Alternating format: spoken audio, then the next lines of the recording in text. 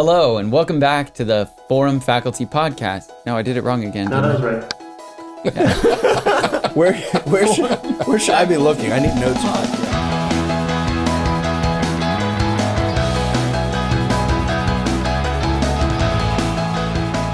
Hello, and welcome back to the Forum Faculty Podcast.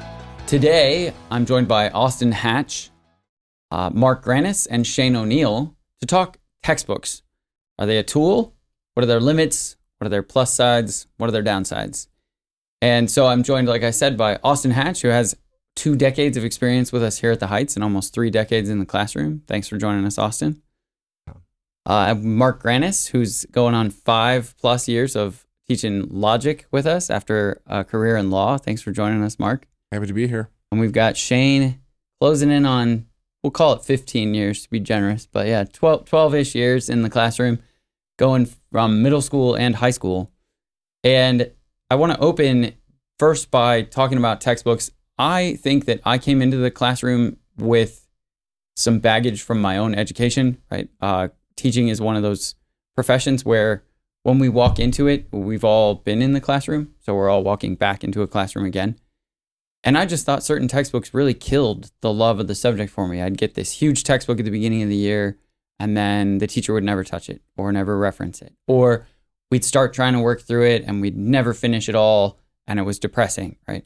And so it was this tension between the textbook and the teacher that would often be what, really lit the light bulbs for a particular subject for me, or really just turned it off. And I felt like I was still stuck in darkness and never really got chemistry or biology or whatever that particular subject was. And some of that I would blame on the textbook. So then coming into the classroom, I started to feel like, okay, I want to be a personal teacher. I want to be a teacher who mediates the subject and builds the bridge myself. I want to meet my students where they're at and have everything filter through me. And I'll just be a great storyteller and a great grammar explainer. And who needs textbooks? And I thought that for the first few years. But then I began to realize what textbooks were useful for.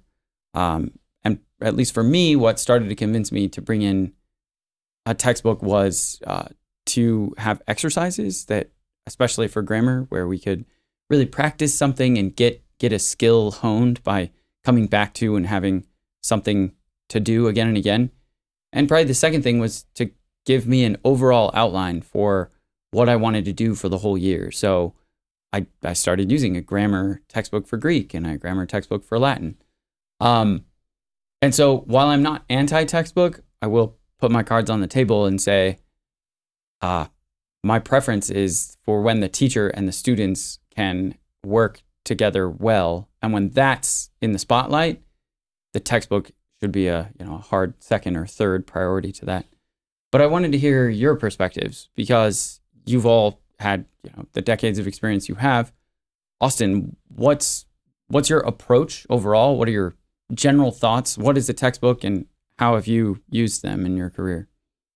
So the first teaching position I had out of college at a different school, I was teaching British literature, and we had an anthology, a big publisher-produced set, and it was the first time I encountered Beowulf, which I really enjoyed, and taught it from the textbook, never bothering to go to the full story.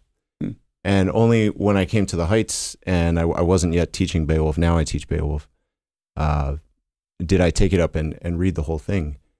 And then in teaching the whole, realized what a disservice I had done to the students when I thought I knew the text and gave it to them, thinking it was this action-adventure film about this dragon slayer. So it was the last third of Beowulf is basically all it was? It was the 3 fights. Yeah. Right. Okay.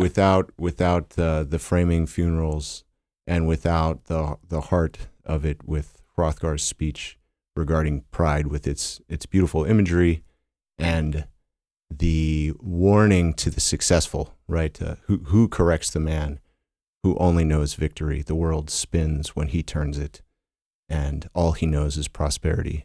And that's when pride sneaks in under his helmet, firing arrows into his heart. So that was a beautiful part that I missed just receiving a textbook and then passing it on to my students as if that were the whole. So as a literature teacher, I've really gotten away from, I don't like a literature textbook. I give my students terms, but we just do that by handouts and the vocabulary of literature. But otherwise, we do full texts, right? So all of Henry V or all of Beowulf, or shorter works, but in their entirety. Now, as a history teacher, and I've taught literature for 20 some years, but history for far fewer, I really need the textbook, but I also stumble over the textbook because it's so vast and covers so many things. So I kind of have a need and a disdain for the textbook, which I think varies at different points in your career, at different points teaching a different subject, and also, as you mentioned, the different uses in different subjects. Right. Well, thank you. Mark, how do you use textbooks? Well, when I came, I had 3 classes my first year, and there were 4 textbooks in use for one of the classes, and there were no textbooks in use for either of the other 2 classes. So I immediately had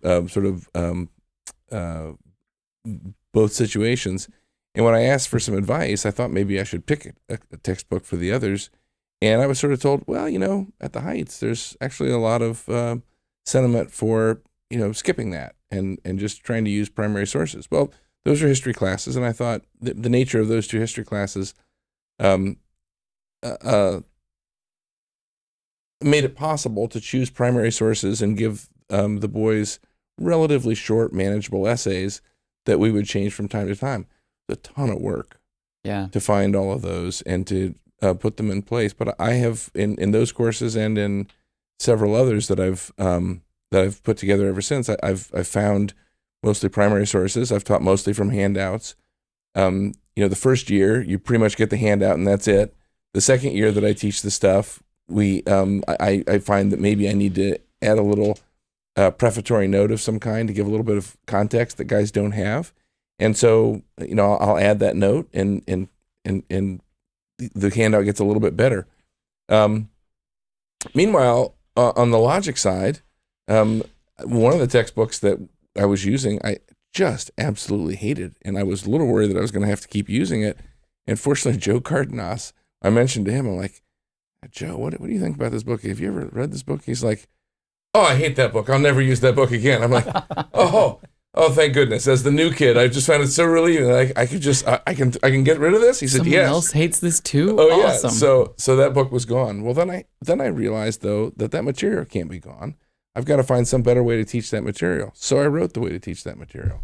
And, gradually, that's what put me on the road to writing a logic textbook that sort of replaced all the bits that I had wanted to throw out and supplemented all the gaps that I had seen and put that stuff in. Could I have done that by finding primary sources for all those doctrines in logic? By no means. I absolutely could not have done that. And it wouldn't have been the best way to present that material anyway. So I guess I have some textbooky classes, and some non-textbooky classes. To me, the question is always, how do I curate some body of knowledge for the students in the most engaging way? And sometimes you can curate that by anthologizing, right, which is pretty much all handouts. And I don't think that gets worse if you put it between 2 covers. Right. Sometimes you can curate that experience by excerpting. And maybe that doesn't work for Beowulf. Maybe it doesn't work for most literature, but it works for a lot of things, right? You don't have to read, all of one of Plato's dialogues to get something out of it. You don't have to read all of the Nicomachean Ethics to read about virtue. So some excerpts can work. But then sometimes you just need to summarize. Sometimes it's just expository in some subjects. And, I basically wrote a whole book that's expository. There's not a single primary source, anywhere to be found in the logic text, because that seems to me like the best way to teach logic. Yeah, so it seems like there's the organized body of knowledge, but for your history excerpt books, were you seeing anybody else making books? Because you had other options for logic, right? You looked around, saw that they were all missing in some key way, and decided to write your own. Right. But it sounds like nobody's doing what you're doing for history. That's right. I think, you see now more and more in history textbooks that they have the cutout box. Every 4th page there's there's a box on the side that's out of the flow of the regular text, and it's an excerpt. Occasionally, if it's a short document, they'll give the whole document, Right. but it's a little something to try and give you toward primary sources. Sometimes it's a picture instead, and I think that stuff is great. It's very helpful. It's just it's not the same as wrestling with a document, and I don't think that reading the excerpts really, if that's not done very heavily, it won't really give the students maybe the most important experience you want them to get out of history, which is learning how to climb into someone else's imagination. Yeah. How to actually correct their own preconceptions, shed the presentism, and start to get back to understanding why this person makes the choices that he or she makes, says the words that he or she says, that kind of stuff. That I think that takes a longer encounter. Yeah, and even I can recall you gave a talk actually to the faculty, but when the Magna Carta came to DC, I think it's still here, right? One of the Magna Cartas. You brought up and were giving examples of some of the weird things in the Magna Carta, and it's often the weird things that we would cut. Be like, oh, who cares about fish weirs? Exactly. Right, was the example, but it was the fish weirs, and the reason I remember it from you having talked about it a few years ago was that you pointed out that river property was common property, and setting up these fish traps affected the flow for everybody downstream. And so that it was immediately like a common good sort of problem that that they really had to solve. The rivers weren't going anywhere and everybody needed food. And it's something that I felt like if I were making my own textbook, I would have just excised it. Been like, I don't know, that was a 12th century problem, don't need to care. But it is exactly what brings to life, like, these people need to eat. These people also need fish downstream. What do we do? Right? And the river flow and flood problems. So I thought that highlighted really well the tension at any time you're dealing with either an anthology or the primary source or anything in between. You still need a unifying factor, which is you, the teacher, hopefully making that decision or explaining that decision to the students. Yeah, that's really helpful. Thanks. Shane, what's been your experience with textbooks? Well, I taught American history for 10 years in the middle school, and I think I largely went through that process that Mark's talking about. I think the important question is, like, how do I help my students to engage with this material? What do I need to present to them, and how can I make it relatable and understandable, so on and so forth, with the right age group? And I think that process is really good and healthy. And I think it's it's noteworthy that two of you went through it and wound up with your own textbook, the story that you thought needed to be told. And I think that if that's the process a teacher needs to go through. We talk about the art of teaching here on the forum, right? And I think that's a big part of it. So sometimes when you get started, also was talking about the anthology being helpful when he started teaching literature 25 years ago. And so it's helpful. It gives you a curriculum. It gets you underway. It kind of gives you bumper rails on either side, but you can't use that as a crutch to not go through that process of really engaging with, these students in front of me and what do they need right now? How can I make it accessible to them? And it's not just the material that you're teaching. You're teaching students. You're teaching, for me, it's 14-year-old boys in Potomac, Maryland right now. And so one textbook, like, I don't think there's one answer to what everyone should be learning in 8th grade. And so if you think that the textbook is the answer to that question, I think you're going to run afoul of your responsibilities towards your students. Can I press on that? Yeah. So in 6th grade, when you have several years, it's great because, it's also depressing for the first year teacher, but we'll get to helping them. Because by the 4th or 5th year, you're probably pretty confident. But what was your interaction with the textbook you did use, or did you use a textbook for a little while and then throw it out? How did you do? What did your first year look like teaching American history, and your last year? Mm-hmm. How are they different? So we started with a time period we're supposed to cover and a place, right? American history from causes of the Revolution through the causes of the Civil War, and there was a series of textbooks that teachers prior had used. And so that was the starting point. And the first year, that's what we went through. And then along with my colleagues, which was a fantastic experience. I know you similarly when you taught 8th grade history, Yeah. right? Good to have good co-teachers. Yeah, it's fantastic. So we'd bounce ideas off each other and say, hey, I'm struggling teaching this thing, or this is too dry. I need more of an explanation here. We'd go home and we'd be reading stuff outside, right? And so you bring other things in. And eventually we wove together a curriculum based on, a lot of biography, a lot of, some primary source, but 6th grade level, that's a little bit more difficult for them to encounter. Yeah. But certainly the Declaration and things like that we would bring in. But a lot of that narrative approach.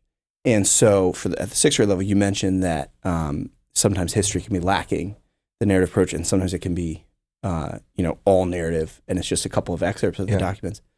And so we use a lot of biography at the 6th grade level, and we would try to teach things that way. So as an example, for a while we struggled with how do you teach the American Constitution, U.S. Constitution to 12-year-old boys who their understanding of these things. James Madison, like what did you do? So we found an age-appropriate biography of James Madison, which was a fascinating story, and then we used it to bring in these other things. And you see this document that everyone is celebrating that he wrote. Well, let's take a look at it, and then we guide him through it, things like that. So a lot of for the cause of the American Revolution, for example, we had a biography of George Washington's early life, where and so French and Indian War and like all that. Exactly, and then we use that to pull in, and then we would need to provide a lot more, and so perhaps that was more work than just turning the next page in the textbook, handing out the handout, or nowadays the equivalent might be just ChatGPT, give me a history, a curriculum for American history from year 1 to year 2 with questions and But why is it important to go through that process? Why not? And I'd be interested to turn this out to you all and hear your thoughts. But why not just go through that? I mean, if we're looking for the perfect curriculum in text, well, can't ChatGPT just provide that? Or someone may be a little more knowledgeable. Is that the answer? If we could have the perfect curriculum with the perfect sections of text to read, would we be, if you could produce that, would you be putting teachers out of a job? Like, is that what we're trying to accomplish? No, partly because the diversity of the students is also the other factor that at least I've experienced, because I still would find and be honing my textbook when I was teaching it in 8th grade, because I went through a similar process. We had an 8th grade ancient history textbook. We didn't really like it. For a while, we just started pulling, Plutarch and Livy and having the handouts, which eventually developed into a text. But you still realize, like, every kid's different. Some kids are voracious readers, very strong readers at 8th grade, right? But the divide is already there, and the divide tends to widen through high school with, strong, medium, and weak readers.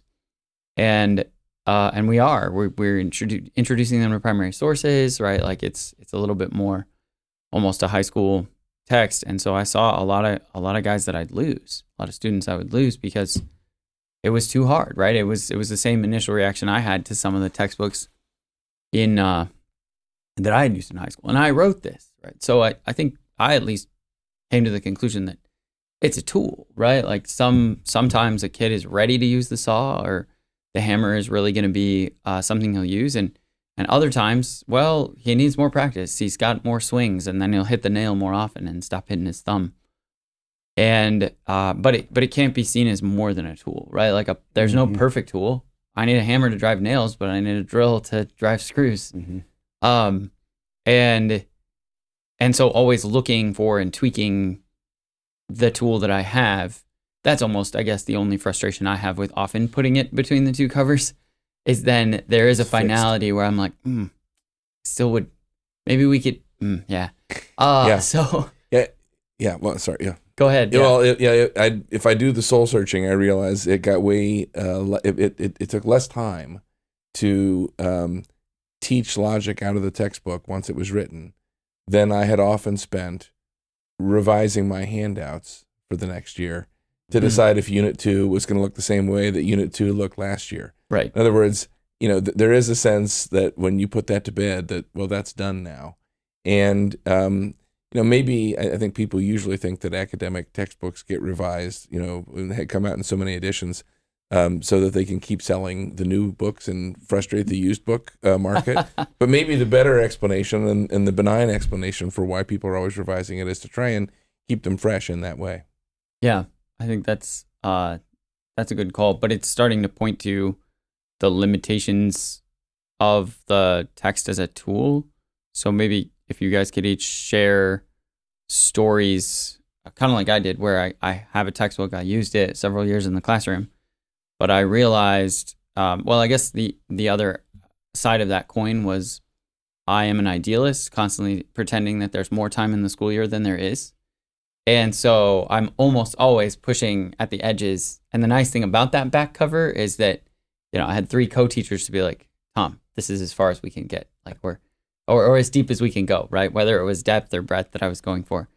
And so that back cover, it was helpful for me, even if it was frustrating to have to cut at certain points. But what are some of the limitations you've found once you've committed either to somebody else's text or your own set of handouts turned into a textbook? But yeah, Austin, why don't you weigh in first on that? Well, I'm reminded of a remark that Mark made in a conversation getting ready for this podcast. Something along the lines of one thing that was lost in teaching from your own textbook is that you no longer argued with the textbook. Mm-hmm. Right? So there was a fruitful dialogue, and I had a fruitful dialogue with one of the history books that I first took up, where it was easy for the boys to caricature, okay, this paragraph is going to set off Mr. Hatch because this is the materialist assumption. This is the kind of Marxist slant explanation of why everybody thinks the same way in this period in history. And so when I set that textbook aside for a different book, then they didn't get that rant anymore. And maybe as you teach your own book, you will start to argue with yourself, is what I was kind of hearing. As the finality then becomes like, well, now I think differently. I'm not even tied to my own. I aspire thoughts. to argue with myself, right? Which is, but I think that's just, as a sign of growth, and that's Tom. You've talked about the desire to be a personal teacher, right? And so the books and I'm primarily a literature teacher, maybe a quasi philosophy teacher, a bad history teacher. I've taught some math and some other things, but with the literature, you're really trying to go into this world. Here's the world, and it's complete to a certain extent, whereas the history books are not. They can't give you everything from Egypt and everything from and even if they could, I couldn't contain it all, right? Or get it all to the boys. And I'm stealing a line from Shane here too, that trying to meet the persons in history, right? Engaging the material, the primary source document, but who's the boy who lived in that time, right? Or what's it like to raise a child, this mother in that period? And that's where a book like Henry V can really, and now we're kind of, I'm blending topics, but there's textbooks, but then there's also the fact that in a core class, you get to teach 2 classes at the same time here. So literature and history class, same teacher, same group of students. And Henry V, the historical tale is in the history book, part of the 100 Years' War. But then Henry V, the play, and then the conversation between a disguised Henry and the character Williams, who wants to die well and is thinking about his wife and children the eve of a battle that he doesn't expect to survive, makes it very, in a way, easy. Now it's easy to kind of fill in things that aren't there, right? You're bringing with you present assumptions, but it becomes very human. And I think when that dialogue is there in the classroom, because you're talking to this student and that student, and they're talking to each other, even the dialogue sometimes with the text, where you disagree, like you're arguing with that textbook editor, or the presentation of a dialogue, whether it be a play. Or with our freshmen, one of the primary sources we do is De Amicitia. And so it's a dialogue between a father-in-law and 2 sons-in-law. And they're not brothers and they're not his sons. And they're talking about friendship. And that's a very it's a lively discussion. So those, insofar as those are textbooks, those books that contain texts that present human dialogue, those I can't do without in kind of humane education. And those books that teach how to parse a sentence or to translate something or whatever, those also, but in a different way, right? Yeah. But I think the thing is that when the book's not aware of the students, Right. right? So he doesn't know who checked out or who did the reading. So you're just trying to make it personal. Yeah. So do you find though that you are able to, well, it sounds like when you bring in, let's say, Cicero or Henry V,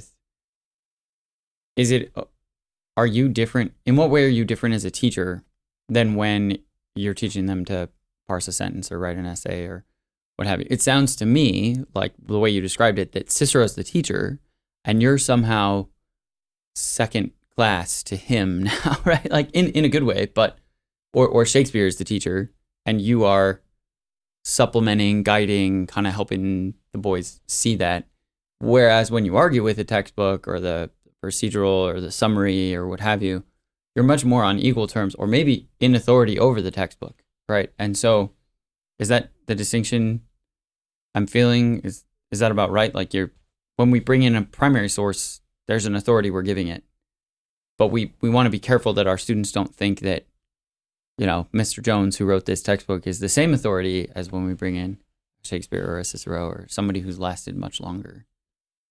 Yeah, so I got to teach logic before Mark came and wrote his own book and kicked me out of the position. But the ad hominem fallacy, right?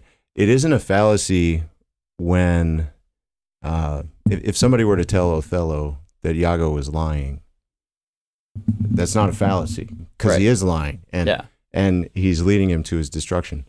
So when the dialogue is over the truth, and there's an editor or a writer who's not trustworthy, right, and needs to be exposed, then yeah, there's a kind of antagonism.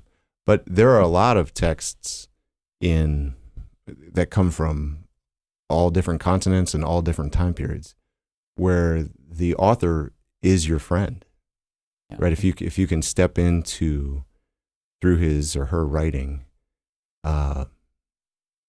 his or her thoughts, then you can benefit. You can receive the corrections that friends give in gentleness and the encouragement that friends give.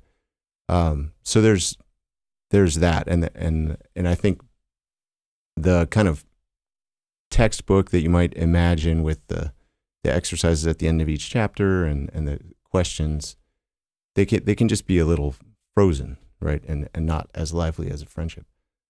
But then there are things that you just want to learn how to do. Right, you just, whether you're talking about public speaking because you're doing a recitation, or you're working on your different ways of introducing an essay, then you want some examples on the table, you want some names for some techniques, and try this one, try that one, and then that kind of textbook I think is very helpful, very fruitful. Do you use a text for teaching writing? I use paper and. Yeah, but I haven't written that. I haven't written that book. Yeah. Okay. Maybe Mark will do it next. You've got handouts. Mark, what's your experience of just the limitations and maybe the ways in which you've had to push beyond the textbook sometimes because it won't take you there? Yeah. Well, I already mentioned one book that I got rid of quickly, and if I look back on why I got rid of it quickly, it's because. The subject of fallacies is one on which there really is not a grand unifying theory. Right? There's lots of lists that go all the way back to Aristotle, and the lists don't agree. And as a relative newcomer to teaching that subject, I wanted to try and explain that problem for the students. There's no help in the book because there's no help in the tradition. Yeah. Right. So it required some study. And once I put the study in, I could see that, the treatment of fallacies in this book is completely incoherent. And I'm not very comfortable passing on complete incoherence to the students, right? So So then we have these interesting discussions about what's really going on. But meanwhile, I'm still assigning them to read this book that I'm telling them is dead wrong about important things, right? Yeah, yeah. And I think that puts the teacher in a tough spot in terms of, the homework that's being assigned. Like, why not just tell us what you want us to know? So that's the impetus, to try and write the text, and preserve, if possible, the uncertainties, the areas of, where some people might say this and some people might say that. I think that's important. The other experience that I had once was this semester I'm teaching a new class. It's the 5th time that I've been in a position of teaching something for the first time through with no textbook. So not counting logic, this is the 5th time that I've sort of put a course together. Right. Logic had text, but none of the others had. And so the course that we needed for the COVID year was a course on modern world history. But it's called U.S. and the Modern World. So it's modern world history since about 1890, but through a U.S. lens, because that really is the long American century. This is the period of American ascendancy in world affairs. So what are we going to use? Well, again, it's COVID. We're doing this on the fly. It's very quick. We need textbook. And Bob Serby was co-teaching with me. He said, I think we ought to take a look at this book by Wilfred McClay. So we pick up the Wilfred McClay. Well, it's an American history text. Right. So we used it as a sort of Ariadne's thread throughout the year to make sure that everyone had some common foundation that we could build upon. Yeah. And then we did a bunch of handouts and so forth. So you typically we did like 8 units that year, and typically in a unit there'd be 1 or 2 or maybe 3 nights of reading in a textbook, and then there might be 5 or 6 or 7 or 10 nights of reading some primary source text. Well, we bought a whole bunch of copies for everybody, and then the course became an elective, and some number of books don't come back at the end of the year. Some number of books are lost or destroyed. Strangely. For various reasons. And so, one year when the number of books got low, I thought, there's some public domain sources out there. What if I try a public domain? I'm not using it every night. Well, why spend all that money? I'm just going to use a public domain. So I went and found a public domain text that I won't mention.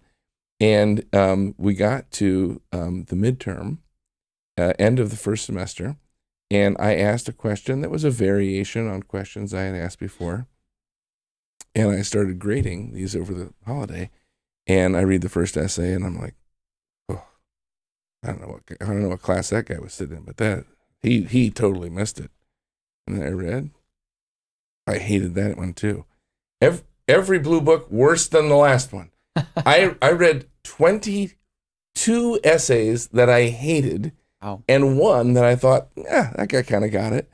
I thought, okay, I'm teaching from the same, I've now been through this course 4 times. I'm teaching from the same notes that I've always taught. I'm the same person that I've always taught. I'm not aware of any tremendous, change in my convictions. Yeah. And it's just trying to think through, what is it? Is it the zeitgeist? Is it, something that's happening in the political world? And finally I said, it's got to be the text. It's got to be the text. And it's not that I assigned stuff I hadn't read. I read it. I read it again after I read all those crappy essays and said, what went wrong here? And the text was unobjectionable because I've read a lot in this area and I can contextualize all the different this, that, right, and the other thing. But it was obvious in the essays that I received that the overall impression communicated by that text, the overall idea of American history in the second half of the 19th century, was a completely different idea than they got from the earlier text. So I just think it's the textbook. The danger of the textbook is that we do sort of teach kids that what's in the textbook is true, and that you might be able to argue with what this or that character does in a novel. You might even, when they start reading, Plato or something like that, like, is Plato right about this, or is he not right about this? What do we have to? What do we think? Does Aristotle nail this one, or is Aristotle overlooking something? Like, there's a little bit of arguing with a primary source, right? But we really should always be arguing with the textbook, and I just think it's really hard because textbooks are so handy for doing the expository work, to maintain that degree of detachment from the text and maintain some skepticism about all that. Well, and it's hard, I think, to ask the students to be both skeptical and receptive. Yeah. It's like a skepceptive person is really, as awkward as that word sounds.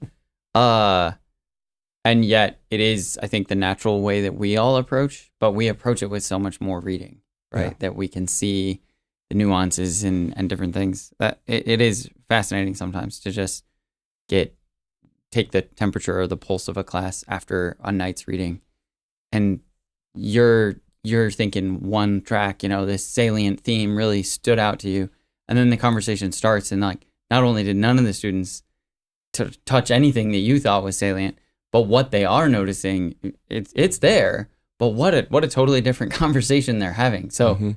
I think that is just an important aspect of the textbook is still can't be that bridge. The teacher has to be the bridge. You've read the text and you know your students, and now you can maybe inject that salient idea or guide this conversation back towards sanity, or even if it or might be something you had never noticed. But yeah, that's a really helpful thing. And I think too, it's often the longer I taught with the textbook, the more I'll always reread the literature with them, right? I'm rereading the Iliad and I'm rereading To Kill a Mockingbird, and it's super fun every time. But I will admit that it's harder for me to force myself to go back to a textbook and reread the textbook. And so then I'm 3 years out and I realize I haven't read this section for a few years. Mhm. And then they start talking about the section and I'm thinking like, wow, okay, wow, I got to go back to this, right? And which is good for me, but it's also that drift that can kind of happen over time. So, and funny, it can even happen when you wrote the textbook with your own. I'm like, I said okay, wow, that's cool. But thanks, yeah, that's a really helpful distinction for us to see.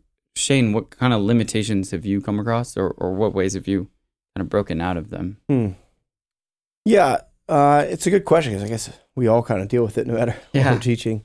And I think it sounds like there's a distinction between what material we're teaching, what classes we're teaching. Seems like the experience is different. And so I'm literature, history, science, but I did teach math for a long time. And teaching math, it was indispensable to have. I mean, there's for the exercises or for the explanations? Well, I would say for the curriculum and the exercises. Okay. So for like the scope and sequence, yeah, as well as the exercises, yeah. The explanations, I would actually intentionally try to come up with my own that relate to my students. Right. So and be as particular as possible to try to bring them in. But certainly, I'm not trying to rewrite 30 problems on dividing fractions every night, whatever it might be. But then we come back to literature. We're going to approach that in a different way. History, we're going to approach that in a different way.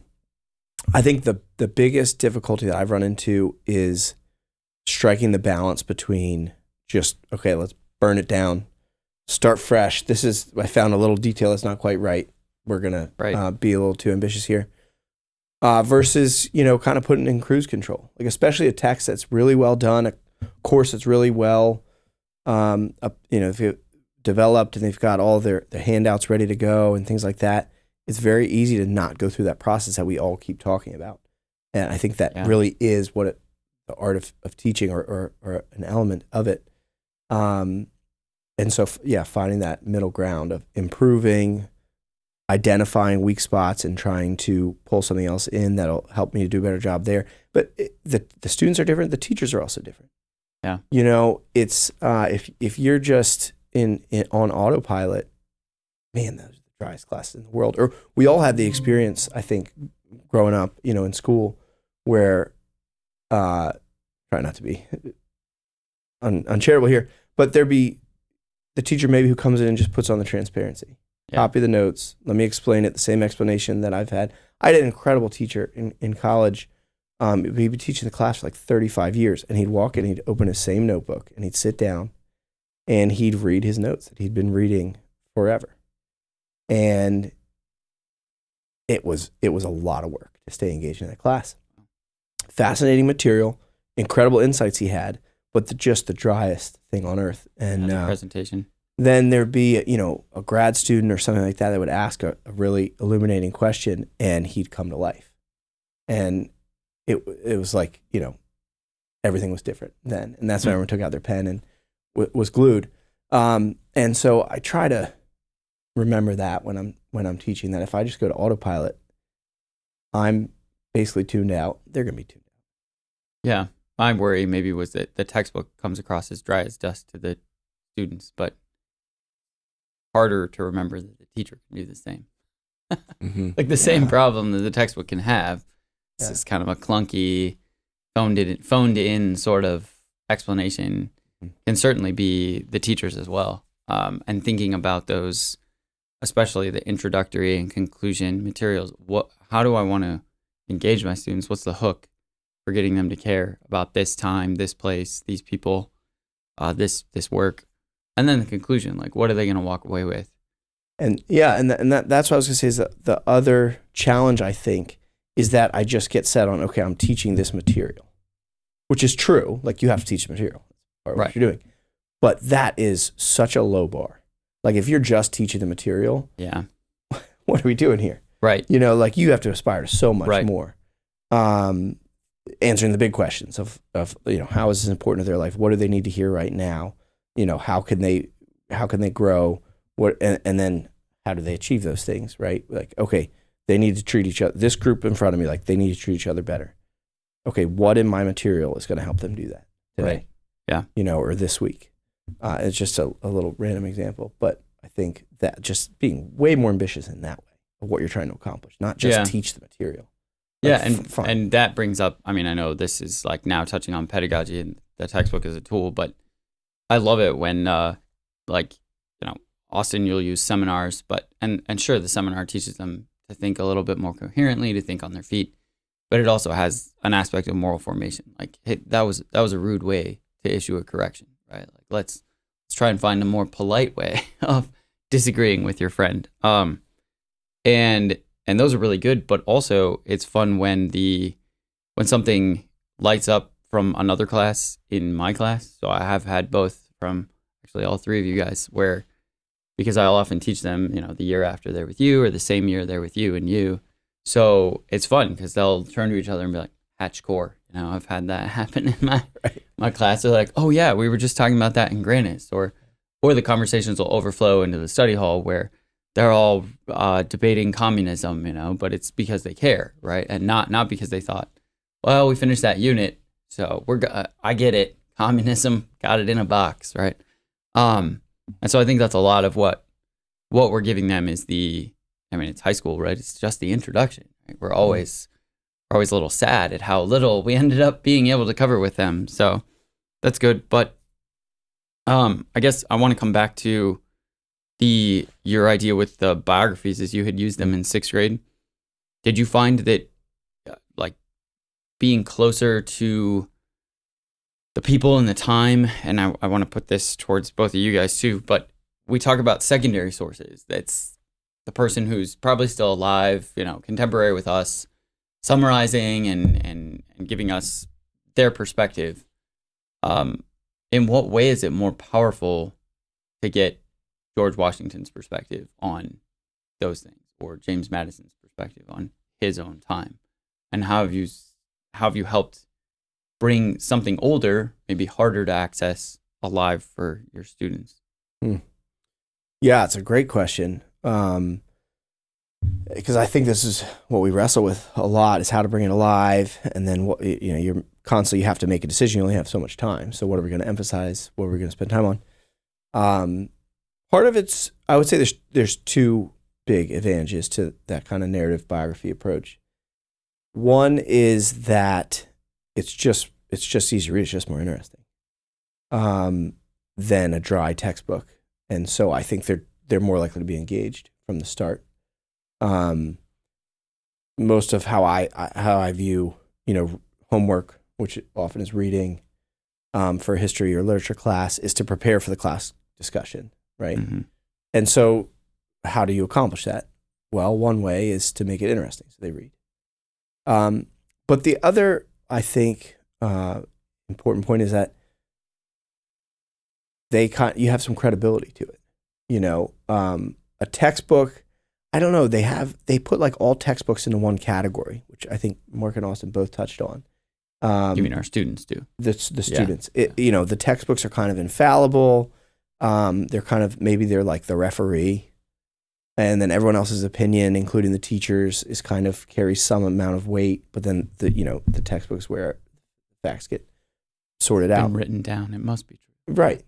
But maybe they try to engage more with a biography. Like, it's not so set in stone and like, here is the material that I have to learn to get A on the test. It's just, okay, now I can kind of be a participant in this conversation, and I'm kind of understanding it, and I have thoughts on it.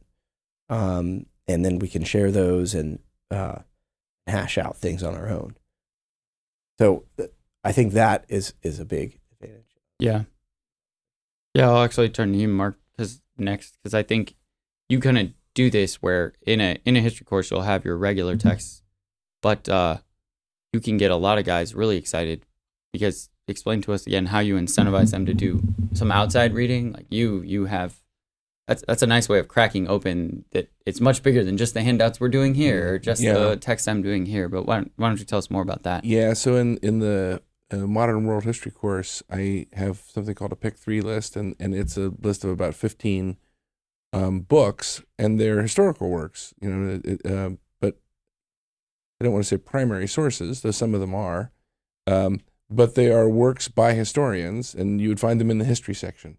And they're not texts; they're often somewhat argumentative, as a newly published history book would be. There's usually something new about it. It's not usually all the same old thing, and it's written by someone who's trying to keep it lively, and who's often, it might be a biography. It's often someone at least trying to tell the story in a chronological way that is interesting.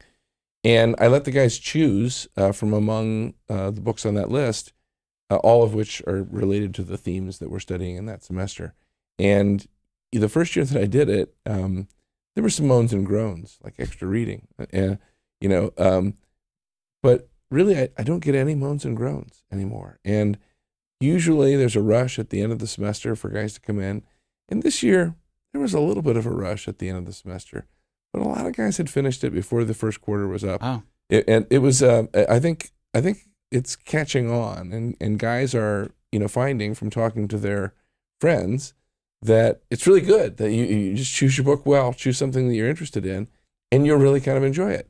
And when the guys come in and they don't like the book, then that's great too. And sometimes they're like, yeah, you know what? I reread that book this year. I don't like it either. I don't know why I put this on the list, right? Yeah. That's good too. Yeah. But that has kept it fresh, and I think has helped people fight the presentism, and maybe get themselves back into the mindset. And I usually run down the list with the guys in class and say, okay, so this book, it's about that. This book, it's about that. This is a really engaging story. This is by a former journalist who wrote this book. And then sometimes I know that I'm biasing them. Sometimes I'll say, oh, this book, this is potentially life-changing, right? Like, here's the Gulag Archipelago. Yeah. If you read this book, you will never forget this book. Because it was on your list. As the rest, yeah, right? And so, and when guys come in, they're like, yeah, that was life-changing. Yeah. That book, I'll keep that book with me forever. Well, and it brings in the personal. I was thinking of both Witness and Gulag Archipelago, I think both of which I read under the influence of just having a desk next to you. And they both brought the person alive, but also the time period where you realize that the stakes were so much higher when the wall was still up and he's trying to escape from Russia and secretly publish these things to get the word out. Just fascinating reads, but they remind me of that biographical narrative where you suddenly care a lot more, or the guys that'll take on that giant tome about Mao, but he's just so interesting, right? That you think, oh man, if I'm going to know more about Mao, like that's quite a promise, and it's 1,500 pages or whatever. Yeah. But yeah, those are really helpful. So thanks for telling us about that, because it's that nice balance where sure it looks like more reading to the boys, but the reality is, it's the invitation to the lifelong learning, right? It's the invitation to like, sure, communism, right? What is it like? It's still going to be around when you're 80, right? Yeah. As an idea, bad ideas. What are you going to be doing with them when you're 50, 60, 70, right? So that's really cool. But what's been your approach, I guess, Austin, or your thoughts on the tension between, okay, we're going to cover what we cover in class, but what about the stuff we don't cover? Because there is that, the same thing that made your anthology only have a third of Beowulf. Was it, well, they wanted this other good stuff too. Right. How do you balance that tension? Not well, but but I wanted to just draw out or echoes what Mark was just saying. Weaving into educating human beings some acknowledgement of their freedom is really important, and it's kind of going with the grain. Yeah. So when there's something, you can choose to read this or not. Maybe you have to read 3 of them, but you don't have to read all 10. I mean, I'm not going to stop you if you want. Or I'll tell guys, here's a set of books or poems or stories, and you can read them. We can talk about them for extra credit. If you don't want the extra credit because you find that unjust, like, you can just leave it on the table. That's fine. We'll just talk about it. Liberal learning. But that sense of freedom, and so maybe that's some of the limits of a textbook, are that it can take away that freedom, as we've been talking about here. But yeah, you're still a human being in the room, so you can work with it. And that's one of the things with the primary sources that in the freshman core history, we go from Augustus to Napoleon, and I squeeze in Cicero just because he's still, he's a textbook for Augustus approved 1,000 years. Literally, yeah. And but then also we read it in History of Western Thought, where it's not actually me fudging the course, but there is a great statement of human nature. As no man or no human mind, well molded by nature, will accept rule from anyone that isn't just or for the common good. And so I love to read that with freshmen and explain to them why half of them have their top buttons unbuttoned. Because they, like, why would I endure pain unless I saw that it was just or for the common good? And then some of them will button them and others will pretend to. And then we know where we stand with each other. But then to come back to that in the, you get an English translation of part of the Institutes of the Code of Justinian, and you're getting a sense of the natural law tradition, which then has its echoes again in the Magna Carta and all of these things before John Locke was born. And that's helpful to have those things. And they could be in a textbook summary, but it's also good to see, where you can show them, let them see it for themselves, and not just tell them and take it on your word or the textbook's writer's words. That's very helpful. But I was struck by, I don't know if this is related to the last question or not, but there's a saying at St. John's College. You're a graduate of their master's program too. Have you read Dante? Read it. I haven't even taught it. And it's kind of it's funny to me, but and Tom, but the sense that early in your career, whether you're a first year teacher or you're teaching this class for the first time, a good textbook is like, don't be ashamed of needing a good textbook, right? Like, and use it because then you'll learn it. And then, after a year or two, you may write a textbook, or you may just say, okay, I know which parts of that I'm going to use and not. And it's okay to kind of learn that in the art of teaching. And that makes it more useful and you more useful. You're just going to get better. It's not your fault. You don't have to apologize to those first year kids because they're not going to get what the 20th year kids get. Maybe it's better, maybe it's worse, but it's whatever. It's okay. There are trade-offs.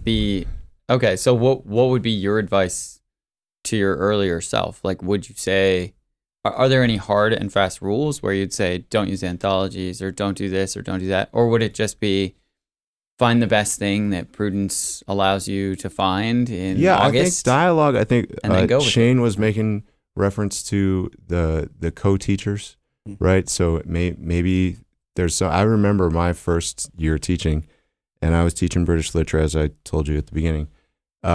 and a guy across the hall was, I don't know if he's still teaching, but I think he was older then than I am now. So he could still be teaching because he was really well preserved.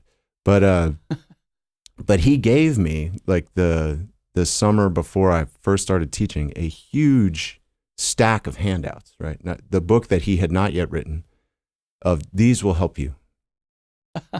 Right. Handouts. Yes. Yeah. And I can think back to some of them now and say he was so right, but I couldn't use it that year. Like now I'm like, now I understand why he had that in there. And there are others that I have no idea what they were. You know, I can't tell you whether they're, I'll discover later that he was right again. Yeah. So to my younger self, I would say, you know, find a good mentor, find a good peer, tap into things like this, because you want a trustworthy source who's already done it and is just saying, yeah, start with this, and then you figure a lot of things out by yourself, but don't invent everything yourself. Yeah. Mark, other than to use your logic textbook, if there are any first-year logic teachers out there, but for any other subject, or what would you have told your first-year self? Is it just go with what prudentially seems like the right choice and try it for a year, knowing that you can change next year, or are there more parameters you would give to help somebody pick their? Yeah, I probably would give some more parameters, but my experience is probably pretty unusual because I came from a career in the law before I was teaching, and so I've never been assigned, other than logic, to teach a subject that was already sort of thought of as a coherent whole. It's true. We've given you really hard things. We're like, carve this new subject out of the rock. With some suggestions, like, you know, try and teach something in this neighborhood. And so you know, again and again, I've thought about how to do this in a way that is not at all dissimilar from how you write a textbook, which is, how do I curate this subject? And as you think about how you can break the subject down into pieces, you also think about the boundaries of what you're trying to cover, and sometimes the boundaries have to shrink as you start. And sometimes there's stuff you really want to cover, and you think, I don't know what there is to read on this, and you know, it's maybe a little patchy the first time. Interestingly, though, the boys, every single time I've done this, have reported to me that they love it the first time that I'm teaching a course. They really like watching me struggle, which sounds meaner than it is. I mean, I think they mean it kindly. It isn't schadenfreude, I promise. They like being on the hike with me where I haven't been to the destination before, even if I know the road, you know, just half a mile up ahead better than they do. They like approaching the text or the texts or whatever we're doing. They like sort of, you know, figuring it out together, which is also, you know, a great thing to do. So I think just about no amount of time that you spend defining the boundaries of your subject and trying to plan it out and figure out what you're covering, what you're not covering, how you're going to do it on a day-by-day basis. I'm very big on that planning process. But I also think you should take good comfort from the fact that if you're a good guide and a good student with the students, this will all work out fine. Yeah. I see there they often talk about the mental model of the map is not the territory, right? And it seems like any textbook you use is going to be the map. And it's really fun to be like, we're going to do 20 miles and we'll just trace it with my finger. Wow, that's so fun. Look at what... Yeah. And then you're doing it, right? And mile 11 and mile 17 are really hard, or it's raining, right? All the things that the map just can't show you. But that's really helpful because as the first time guide, you have the excitement of the first year teacher, which you maybe can never get back, right? In the same way that you had it that first year. But then the 20th year, you're the guide who knows, oh, this oak tree that's just around the bend and the view that we're going to get from it, you guys are going to love it, right? So you get to give them the anticipation. So yeah, that's really helpful. Shane, what would your advice be to? Oh, I think you all nailed it. Or I mean, really, especially bringing it in there at the end, like you always have something to provide. And so don't be trying to do something else. Like there's not going to be some perfect, the perfect text. There's no such thing, right? Like do the best with what you have. have the confidence that you can make it something wonderful, and then just go from there. You know, like Mark said, if you're maybe probably the ideal is that you are the expert that's knows every, turn and tree on the trail. But that first year there, you bring something else to the table. And so figure what that is and go with it. And don't feel like you have to find the perfect text, understand it perfectly, and then present it in an incredible way, all at once. Right. Yeah. So, I don't need to add on to that because I think that's spot on.